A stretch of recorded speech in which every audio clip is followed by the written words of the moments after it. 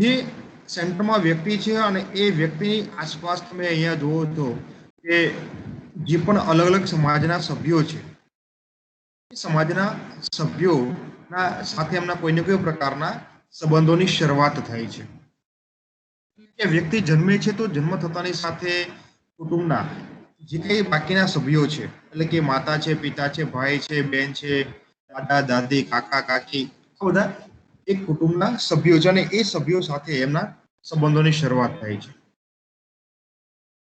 પછી જેમ જેમ વ્યક્તિનો વિકાસ થતો જાય છે એમ એમ જે કઈ આસપાસના જે કઈ સોસાયટીના અન્ય એમના સમવયસ્કો છે, એમના જે મિત્રો છે, ત્યાર પછી શાળા કોલેજની અંદર પ્રવેશ મેળવે છે તો ત્યાં એમના જે પાઠીઓ છે, એ સહપાઠીઓ, બાકીના જે કઈ ત્યાં નોકરી કરતા કામ કરનારા જે બાકીના કર્મચારીઓ છે, અને એ સિવાય બાકીના જે કઈ સમાજના લોકો છે, એ બધા સમાજના લોકો સાથે વ્યક્તિના અલગ અલગ પ્રકારના ઘણા બધા સંબંધો ડેવલપ થાય છે. આવા જે સંબંધો ડેવલપ થાય છે, એવા બધા સંબંધો કેવા છે? આ બધા સંબંધો લાંબા ગાળાના સંબંધો છે, અર્થ વગરના સંબંધો છે. અને આ પ્રકારના સંબંધોની અંદર વ્યક્તિની પરોપકારી ભાવના, ત્યાગ, બલિદાન, આ બધા જે કઈ પાસાઓ છે, એ પાસાઓનું મહત્વનું પ્રાધાન્ય હોય છે. એટલે આપણે એવું કહી શકીએ કે વ્યક્તિની પોતાની જરૂરિયાત છે અને એ જરૂરિયાત પૂરી કરવા માટે જ્યારે કોઈ વ્યક્તિ સાથે આંતરક્રિયા કરે છે, કોઈ સંબંધ વિકસાવે છે, તો એ સંબંધને આપણે સામાજિક સંબંધ તરીકે ઓળખાવતા નથી. એ સ્વાર્થના સંબંધો છે, ઔપચારિક સંબંધો છે. આવા જે ઔપચારિક સંબંધ છે, એ ઔપચારિક સંબંધને આપણે સામાજિક સંબંધ તરીકે ઓળખાવી શકતા નથી. હા, ચોક્કસ આવા જે ઔપચારિક સંબંધો છે, એ કામના જે સંબંધો છે, એ કામના સંબંધોમાંથી વ્યક્તિના સામાજિક સંબંધો બનવાની સંભાવના રહી છે. આવા જે સામાજિક સંબંધો છે, એ સામાજિક સંબંધોનું જે ગુંફણ રચાય છે, કે એક મોટું એક જાળું રચાય છે. એ જાળાના આધારે એક ચિત્ર તમે જોઈ શકો છો કે જે એક વૃક્ષ છે, અને વૃક્ષના જેટલા પણ આસપાસના પાનો છે કે ડાળખીઓ છે, એ બનીને આખું એક વૃક્ષનું ચિત્ર બને છે. આવા જે કઈ આપણા સમાજની અંદર વસવાટ કરનારા જે પણ લોકો છે, લોકોનું જે કઈ આખું એક વૃક્ષ કે ઝાડવું બને છે, અને એ ઝાડાને આપણે અહીંયા સમાજ તરીકે ઓળખાવીએ છીએ. આવો જે સમાજ છે, આ સમાજનો અભ્યાસ કરનારો જે પણ વિજ્ઞાન છે, એ વિજ્ઞાનને આપણે સમાજશાસ્ત્ર તરીકે ઓળખાવીએ છીએ. અને આ સમાજશાસ્ત્ર આપણે બધા જાણીએ છીએ પ્રમાણે કે ઓગસ્ટ કોમ્ટે નામના સમાજશાસ્ત્રીએ 1838 ની અંદર સામાજિક વિજ્ઞાન તરીકે પ્રસ્થાપિત કર્યું.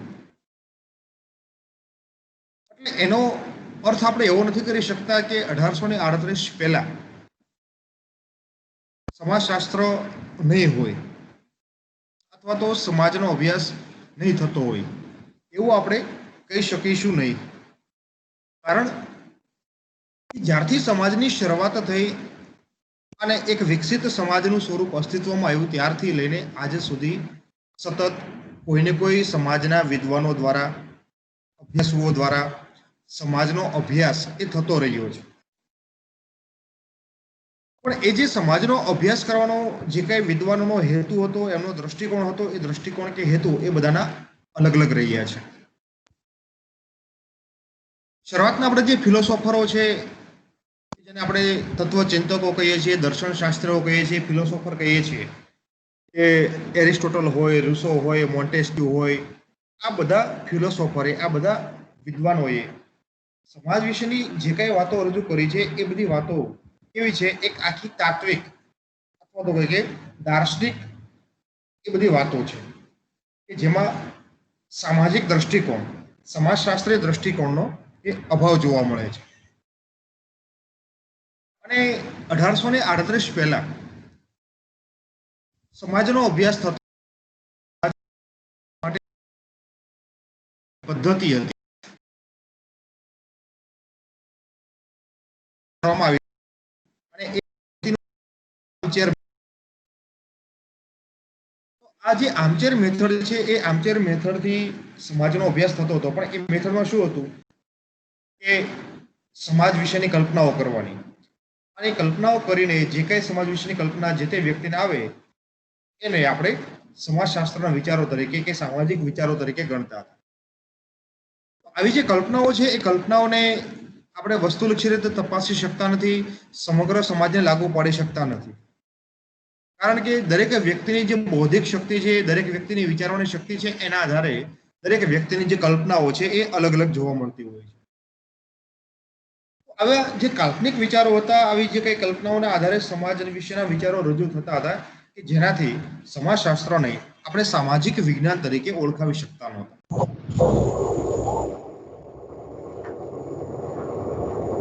પણ 1838 પછી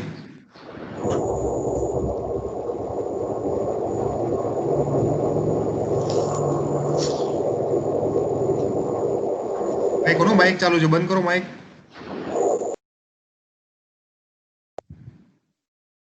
ઓગસ્ટ કોમ્ટેએ પ્રત્યક્ષવાદ નામની એક વૈજ્ઞાનિક પદ્ધતિ વિકસાવી અને એ પદ્ધતિથી એમણે સમાજનો અભ્યાસ કરવાની શરૂઆત કરી. ત્યારથી સમાજશાસ્ત્રને આપણે એક સામાજિક વિજ્ઞાન તરીકે એ ઓળખાવી શકીએ છીએ. અને ઓગસ્ટ કોમ્ટે સમાજશાસ્ત્રને શરૂઆતમાં સોશિયલ ફિઝિક્સ આવું નામ આપ્યું હતું, એટલે કે સામાજિક ભૌતિક વિજ્ઞાન આવું નામ આપ્યું હતું. પણ ત્યાર પછી એમણે આ બોલ શું કહું તું ભાઈ વાત કર્યો? પ્રશ્ન છે કઈ? હે આવશે હમણાં, સ્ક્રીન બતાવે જ છે. હા, આવશે હમણાં. તો જે શાબ્દિક અર્થ આપ્યો અથવા તો એમણે સોશિયોલોજી તો નામ આપ્યું. એ સોશિયોલોજી જે નામ આપ્યું છે એ સોશિયોલોજી જે શબ્દ છે એ સોશિયોલોજી શબ્દ અલગ અલગ ભાષાના શબ્દોને ભેગા કરીને બનાવવામાં આવેલો શબ્દ છે. કહો છો કે સમાજશાસ્ત્ર એટલે આપણે એવું કહી શકીએ સમાજનું વિજ્ઞાન, એટલે સમાજ વત્તા વિજ્ઞાન. Society plus science is equal to sociology. અને સોસાયટી આપણે કોને કહીએ છીએ, સાયન્સ આપણે કોને કહીએ છીએ, એ બંને જે શબ્દોનો અર્થ છે એ અર્થને આપણે એની ચર્ચા આપણે કરી ચૂક્યા છીએ. સોશિયોલોજી જે શબ્દ છે એ સોશિયોલોજી શબ્દ એ અલગ અલગ જે ભાષાના શબ્દો છે એમનો બનેલો શબ્દ છે. પહેલો જે શબ્દ છે એ છે સોસસ શબ્દ છે અને બીજો જે શબ્દ છે એ લોગોસ શબ્દ છે. એટલે સોસસ વત્તા લોગોસ બંને શબ્દો સાથે મળીને સોશિયોલોજી નો શબ્દ બન્યો છે. હવે આ જે સોસસ શબ્દ છે એ સોસસ શબ્દ લેટિન ભાષાનો શબ્દ છે. એનો અર્થ આપણે જો કરીએ તો એવો થાય છે કે લોકોનો સમૂહ, લોકોનો જથ્થો, લોકોનો જૂથ એવો અર્થ થાય છે. અને લોગોસ શબ્દ છે એ ગ્રીક ભાષાનો શબ્દ છે કે જેનો અર્થ વિજ્ઞાન એવું થાય છે. હવે આ બંને જે શબ્દો છે સોસસ વત્તા લોગોસ, આ બંને શબ્દોને સાથે મળીને જો આપણે એનું અર્થઘટન કરીએ તો આપણે એવું કહી શકીએ કે લોકોના સમૂહનું વિજ્ઞાન એટલે સમાજશાસ્ત્ર. લોકોના જૂથનું વિજ્ઞાન કે લોકોના સમૂહનું વિજ્ઞાન એટલે સમાજશાસ્ત્ર એવું આપણે કહી શકીએ છીએ. હવે જે શાબ્દિક અર્થ છે એ શાબ્દિક અર્થના આધારે સમાજશાસ્ત્ર વિશે આપણને હવે કોઈ પૂછે તો આપણે એવું કહી શકીએ સમાજશાસ્ત્ર એટલે સમાજનો અભ્યાસ કરતું વિજ્ઞાન, અથવા તો જે કઈ લોકોનો સમૂહ છે એ લોકોનો સમૂહનો વૈજ્ઞાનિક પદ્ધતિથી અભ્યાસ કરતું જે શાસ્ત્ર છે એ શાસ્ત્રને આપણે સમાજશાસ્ત્ર તરીકે ઓળખાવીએ છીએ. આ એક આપણી સમાજશાસ્ત્ર શબ્દની કે સોશિયોલોજી જે શબ્દ છે એ સોશિયોલોજી શબ્દની એક શાબ્દિક અર્થ અથવા આપણી એક સામાન્ય સમજૂતી આપણે અહીંયા મેળવી શક્યા છીએ. આવો જે શબ્દ છે એ શબ્દને જુદા જુદા વિદ્વાનોએ જુદા જુદા સમાજશાસ્ત્રીઓએ આપણને સમજાવવાનો પ્રયત્ન કર્યો છે. તો જે કંઈ એમણે વ્યાખ્યાઓ આપી છે તો એમાં પહેલી જ વ્યાખ્યા અહીંયા છે મેકાઈવર અને પેજ. આ જે વિદ્વાન છે એ વિદ્વાન આપણને અહીંયા સમાજશાસ્ત્રની વ્યાખ્યા આપતા સમજાવે છે કે સામાજિક સંબંધોની પ્રસ્થાપિત વ્યવસ્થાનો અભ્યાસ કરતું વિજ્ઞાન એટલે સમાજશાસ્ત્ર. શું કહે છે ફરીવાર કે સામાજિક સંબંધોની પ્રસ્થાપિત વ્યવસ્થાનો અભ્યાસ કરતું વિજ્ઞાન એટલે સમાજશાસ્ત્ર. મેઇન શબ્દ ઉપર એને અહીંયા ભાર મૂક્યો છે મેકાયર અને પેજે સામાજિક સંબંધો. હવે સામાજિક સંબંધો શું એની ચર્ચા આપણે હમણાં કરી ચૂક્યા છીએ. જે તે સમાજની વ્યવસ્થા છે એ જે તે સમાજની વ્યવસ્થાએ જે પણ સામાજિક સંબંધોને પ્રસ્થાપિત વ્યવસ્થા કીધો અથવા તો કહીએ માન્ય સંબંધો કીધા છે. એટલે કે જે પણ સમુદાય છે જે સમાજની વ્યવસ્થા છે એ સમાજની વ્યવસ્થામાં જે પણ સામાજિક સંબંધો છે એ સામાજિક સંબંધોને જે તે સમાજે સ્વીકારેલા છે. જે સ્વીકારેલા સામાજિક સંબંધો છે એ સામાજિક સંબંધોના આધારે અસ્તિત્વમાં આવતી જે પણ સામાજિક સંબંધોની વ્યવસ્થા છે એ વ્યવસ્થાનો અભ્યાસ કરનારું વિજ્ઞાન એટલે સમાજશાસ્ત્ર. કારણ કે દરેક સમાજની અંદર જે પણ વ્યક્તિના સામાજિક સંબંધો છે એ દરેકે દરેક સામાજિક સંબંધો પ્રસ્થાપિત અથવા તો માન્ય સામાજિક સંબંધ હોતા નથી. પરંતુ વ્યક્તિ એવા જ સામાજિક સંબંધો વિકસાવે છે કે જેને સમાજે માન્યતા આપી હોય છે, સમાજે સ્વીકારેલા હોય છે. ઉદાહરણ તરીકે આપણે વાત કરીએ કે માનો કે આદિવાસી સમુદાય છે તો આદિવાસી સમુદાયની અંદર કે આપણી ઘણી ખરી જ્ઞાતિઓ છે.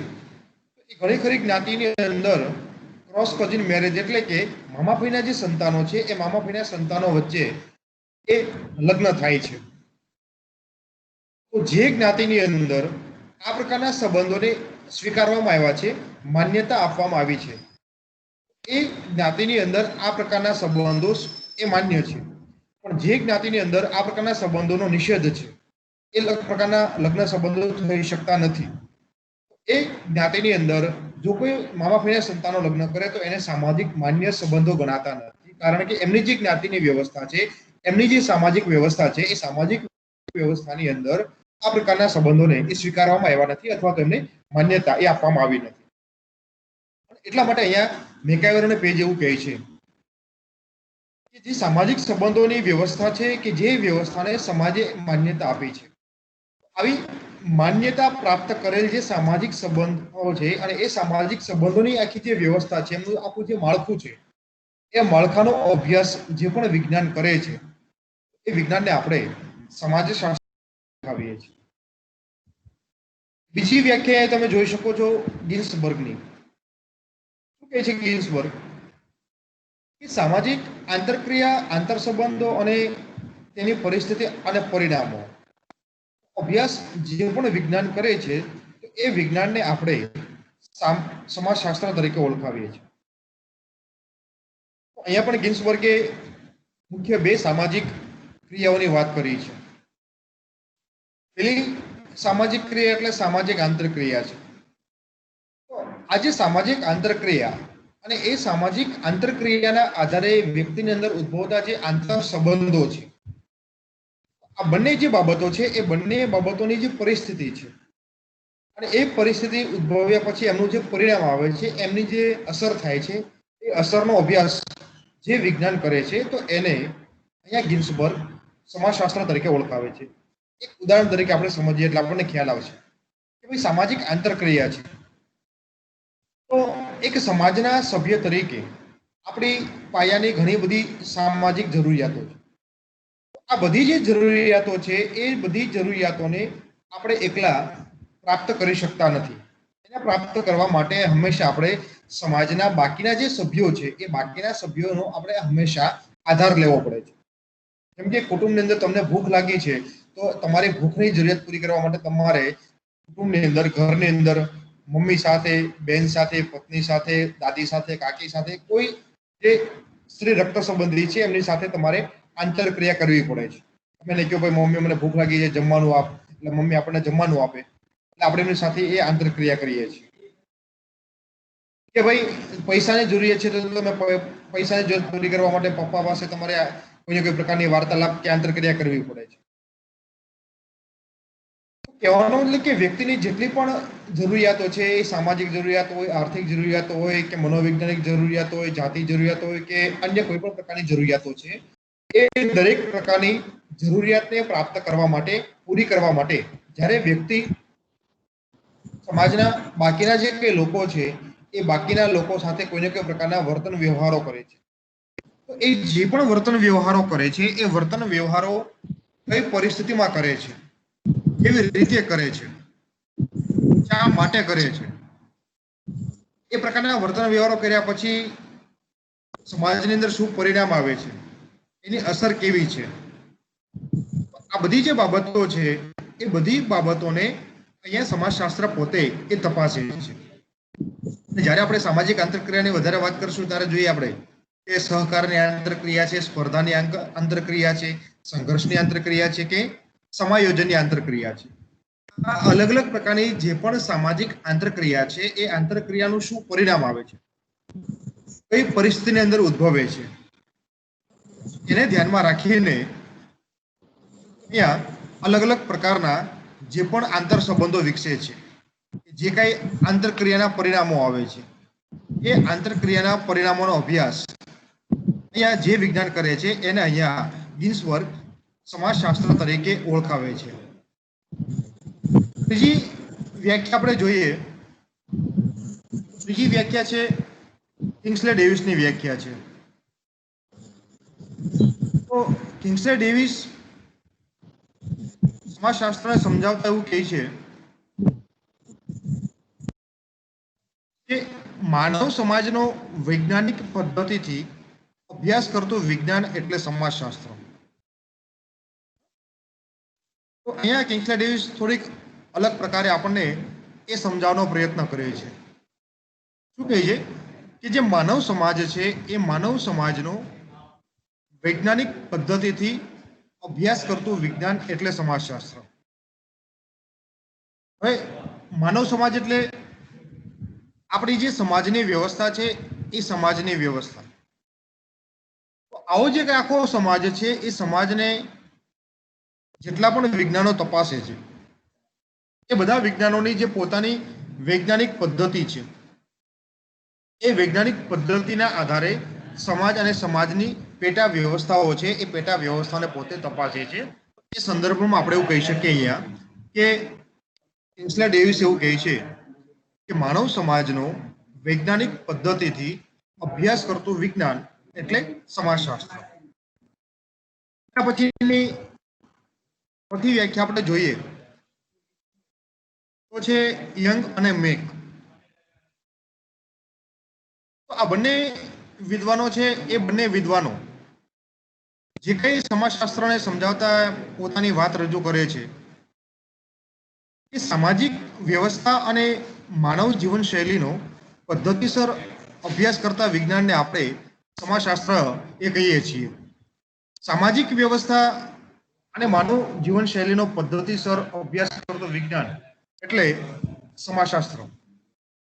તો સામાજિક વ્યવસ્થા એટલે શું કે આપણી જે કઈ સમાજની વ્યવસ્થા અથવા તો આપણું જે કઈ માનવ સમાજ છે એ માનવ સમાજની જે કઈ વ્યક્તિ જે જરૂરિયાત સમાજ ઉદાહરણ તરીકે કે આપણે કુટુંબની વાત કરીએ છીએ. કુટુંબની જે વ્યવસ્થા છે કુટુંબની વ્યવસ્થા ઊભી થઈ એના પાછળ ચોક્કસ હેતુ છે કે ભાઈ જે કઈ સમાજના સભ્યો છે એમની જે પાયાની જરૂરિયાત છે કે એમનો જે કઈ ખોરાક છે, પોશાક છે કે રહેઠાણ છે, આ જરૂરિયાત પૂરી થઈ શકે એના માટે થઈને કુટુંબની વ્યવસ્થા એ ઊભી કરવામાં આવી છે. અને કે શિક્ષણ વ્યવસ્થાની આપણે વાત કરીએ છીએ તો શિક્ષણ વ્યવસ્થાની અંદર વ્યક્તિની પોતાની જે સાક્ષરતા છે કે વ્યક્તિની પોતાની શિક્ષણની જરૂરિયાત છે એ પૂરી કરવા માટે સમાજ તરફથી શિક્ષણની વ્યવસ્થા ઊભી કરવામાં આવી છે. આ બધી જે વ્યવસ્થાઓ છે એ બધી વ્યવસ્થાઓ જુદા જુદા જે સમયગાળાના જે અલગ અલગ સમાજો છે એ સમાજોની અંદર અલગ અલગ પ્રકારની વ્યવસ્થાઓ કે પ્રાચીન કાળની અંદર આપણે ગુરુકુળ હતા કે ઋષિમુનિના આશ્રમ હતા એમાં વ્યક્તિ શિક્ષણ મેળવતો હતો. અત્યારની આપણી આધુનિક સમાજની વ્યવસ્થાની અંદર શાળા કોલેજની અંદર આપણે શિક્ષણ મેળવીએ છીએ. પણ જે પ્રકારની વ્યવસ્થાઓ છે એ દરેક પ્રકારની વ્યવસ્થાની અંદર વ્યક્તિની જે પણ જરૂરિયાતો છે એ જરૂરિયાતો એ પ્રાપ્ત થાય છે અને પૂર્ણ કરવા માટે સમાજે ચોક્કસ પ્રકારની આખી રીત કે વ્યવસ્થા વિકસાવી છે. આવી જે સામાજિક વ્યવસ્થા છે એ સામાજિક વ્યવસ્થા અને એ વ્યવસ્થા પ્રમાણે સમાજનો જે સભ્ય છે સમાજનો સભ્ય જે કયા પ્રકારે પોતે જીવન જીવે છે એ જીવનશૈલી અને સામાજિક વ્યવસ્થાનો અભ્યાસ જે પણ વિજ્ઞાન કરે છે તો એ વિજ્ઞાનને આપણે યંગ અને મેઘ સમાજશાસ્ત્ર તરીકે ઓળખાવે છે. અને એના પછીની છેલ્લી વ્યાખ્યા છે ફેરચાઇલ્ડ. તો ફેરચાઇલ્ડ એવું કહે છે કે સમાજશાસ્ત્ર એ મનુષ્ય અને વાતાવરણ વચ્ચેના પરસ્પરના સંબંધોનો અભ્યાસ કરતું વિજ્ઞાન છે.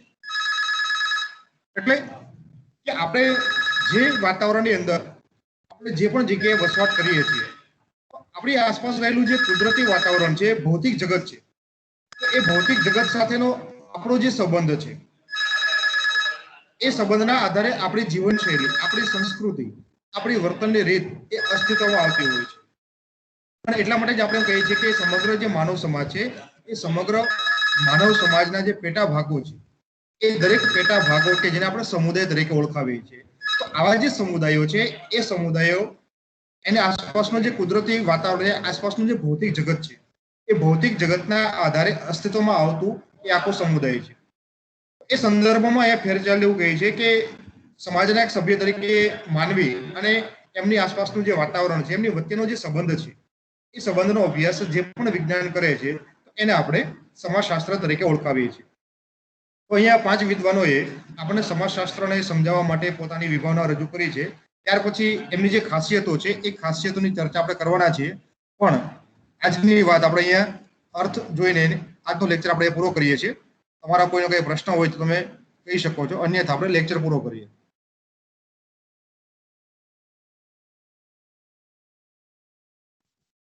છે કોઈને કઈ પ્રશ્ન?